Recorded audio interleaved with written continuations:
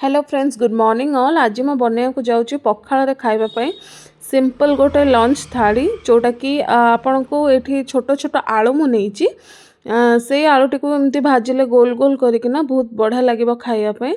आलू को फर्स्ट काटिदबा जमती गोल गोल भजा हुए ना, तो सेमती छोट आलूटा बहुत टेस्ट लगे। तो ताकू भाजिकी बतुरे रखा एबे ताकू भाजियापे बसईदबा। ठीक अच्छे।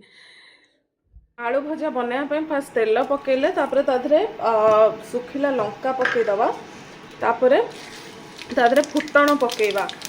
पियाज पकौनी खाली फुटण पकई फुटणटा फुटला ये जो आलू काटिकी रखी ताधरे आड करदबा। आड कर कवर करदबा 5 मिनट जाए। तापरे आलू रे पकेबा लूण आउ हलदी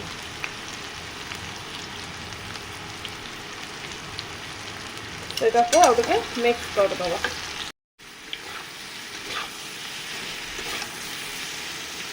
आलूटा टिके सीझिबो ताको टिके घोड़ेदबा 5 मिनट। आलू बर्तमान भजा हो गलानी।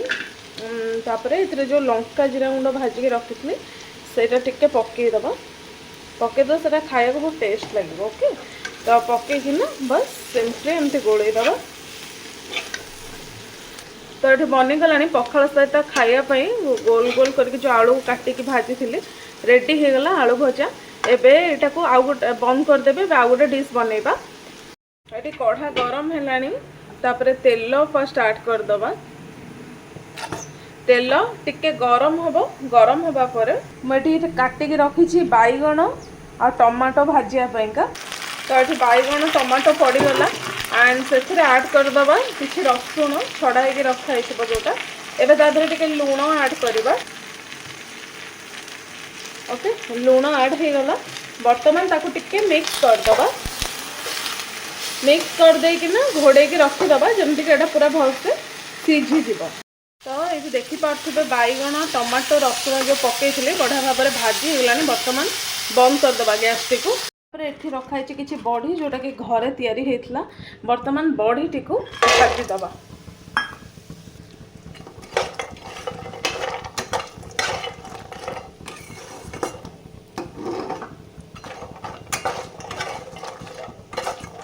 बेसी तेल पकेबानी, बस अल्प तेल पकईकिना भाजवा भल टेस्ट आसो बड़ी।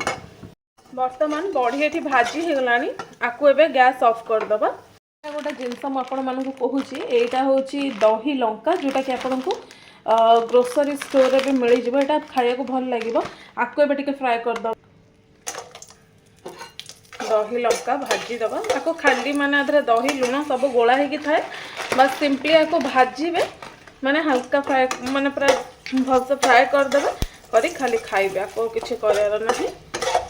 एटा बहुत बढ़िया भी लगे। आप थे ट्राए निहाती करंतु। ओके, एटा हो गलानी। अब एटा बंद करदबा। सुंदर बास्ना भी आसुची दहीर। बस बंद हो गला। बड़ी भजा रखाई आपको छेचिदबा। ठीक अच्छे। टिके पियाज और लंका पकईदेली फर्स्ट ताकू छेचिदबा। लूण टिके पकईदेली हाल छेचिदबा बड़ी को प्रॉपर्ली। बड़ी छेचा हो गला। एबे जो दला दली बनईदबा टमाटो बैगण जहाँ भी रख ये रेडी हो गला आमर सिंपल पखाल थाली जो कि पखाल अच्छी आलू भजा बड़ी छेचा आ दही लंका। यहाँ हूँ बैगण टमाटो चकटा। आपण मैंने एमती बनईके खाँतु बहुत ही टेस्ट लगे। मुझे तो चलिए खावाई। तो रोचे बाय गाइस, पुणी देखा नेक्स्ट वीडियो रे। Love you all.